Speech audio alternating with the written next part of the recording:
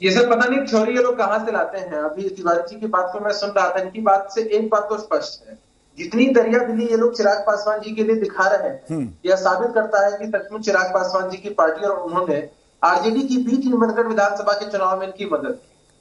दूसरे वाले मुद्दे पर चले आते हैं कि बोए बीच बबुल का तो आम कहां से हुए। जिस तरह की करनी चिराग पासवान जी की रही है, जितनी नकारात्मक राजनीति उन्होंने बिहार के अंदर की, एक व्यक्ति विशेष के खिलाफ चुनाव लड़ा और एक पार्टी को हराने के लिए चुनाव लड़ा। जनता ने विधानसभा के चुनाव में तो इन्हें सबक सिखाया ही था।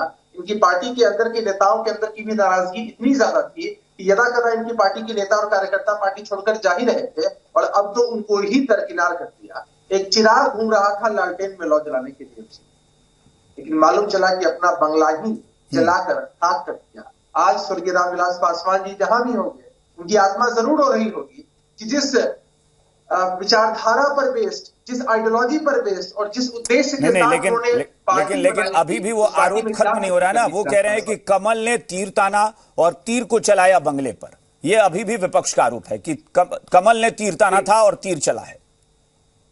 देखिए, इस पूरी चर्चा में जो विपक्ष के लोग हैं वो तो इरेलेवेंट हैं। इस पूरी चर्चा में अभी हम केंद्रित है कि लोजपा के अंदर का आंतरिक मामला था और इस तरह की चीजें हुई। लेकिन विपक्ष के लोग सोच रहे हैं कि लोजपा से चुनाव में तो फायदा हुआ ही, भीतर खाने सेटिंग तो थी ही, तो चलो भाई उस सेटिंग का कुछ तो इनाम अभी सामने फ्रंट फुट पर खेल कर दिया जाए।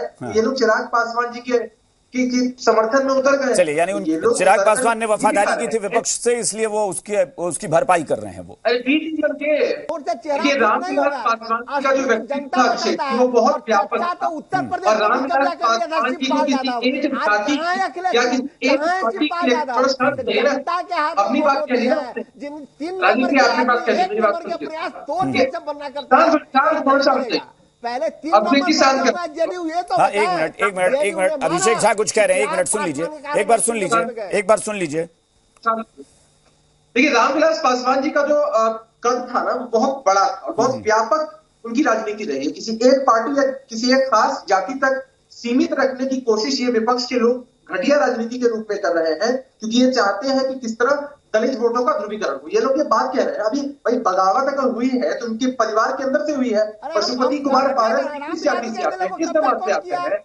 आप बताइए कि रामनाथ ठाकुर की 15 सम्मान दिया गया, महेश्वर हजारी की इतने सारे लोग हैं। जीतन मांझी को आप लोगों ने प्रताड़ित किया। जीतन मांझी जी महागठबंधन को छोड़कर एनडीए के साथ चले आए हैं। अब आप लोग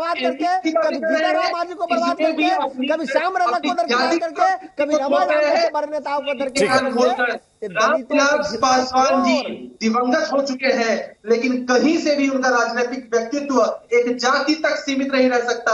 आप लोग कोशिश भले कर लें। नीतीश कुमार जी, अभिषेक जी आपने सवाल पूछा कांग्रेस की विचारधारा, अरे हल्ला तो अभी रास्ते में सरकार गिरा देंगे की विचारधारा जनता दल यूनाइटेड की नीति से प्रभावित होकर लगातार कई दलों के सदस्य, नेता, कार्यकर्ता, विधायक, सांसद पार्टी में आते रहे, और ये कोई नई बात नहीं है। अभी जो लोजपा के अंदर हो रहा है, ये सब लोजपा का आंतरिक मामला है, इसमें हमारा क्या रोल? नहीं, हम कह रहे हैं कि महागठबंधन की तरफ जो बार बार इशारा कर रहा है आज एनडीए उत्साह में, क्या चिराग पासवान की पार्टी जो एलजेपी थी वो अब किसी और की पार्टी यानी अब पशुपति पारस नेतृत्व कर रहे हैं, तो क्या उस पार्टी का सहयोग मिलना एनडीए की ताकत इतना बढ़ा गया कि आप महागठबंधन में सेंध लगाने के बारे में अब सोचने लगे?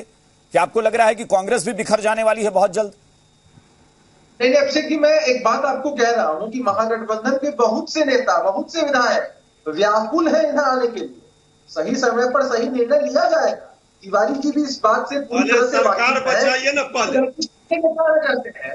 अब माहौल बनाने के लिए तिवारी जी कभी होली का नाम लेते हैं, कभी खड़मास बोलते हैं, कभी दिवाली बोलते हैं। अरे तिवारी जी 5-5 होली हम लोग साथ खेल रहे हैं। देखिए वो भी चुनाव भी होगा, जनता भी 5 एमएलसी को तोड़ा था, जिसके और सही तरीके से सबकी एंट्री कराई जाएगी। एमएलसी को आपने तोड़ा था। जी, हमें बात समझ में नहीं आ रही, चिराग के प्रति आपकी इतनी सिंपैथी क्यों है? चिराग पासवान के प्रति इतनी आपके अंदर हमदर्दी क्यों है? आप रखिए। देखिए, तेजस्वी के हनुमान चिराग पासवान, मैंने पहले भी ये बात कही है कि हमदर्दी का कारण सिर्फ एक ही है, बी टीम बनकर काम किया, वोटगटवा की भूमिका निभाई लोजपा ने और इनको जितवाया। अरे एनडीए के जितने भी सांसद थे, लोजपा के सभी लोग यही जीते। रामविलास पासवान जी को एनडीए ने ही राज्यसभा का सदस्य बनाया। सब कुछ बहुत सुचारू ढंग से चल रहा था। पता नहीं कैसी मति मारी गई थी चिराग पासवान जी की, नकारात्मक राजनीति की और अपने बंगले को ध्वस्त कर दिया। और अब देख लीजिए इन लोगों को, विपक्ष के लोग दलित कार्ड खेलने की कोशिश कर रहे हैं, अति पिछड़ा कार्ड खेलने की कोशिश कर रहे हैं। अरे राजनीतिक लानत है इस तरह की घटिया। ठीक है, वो कार्ड खेलने की कोशिश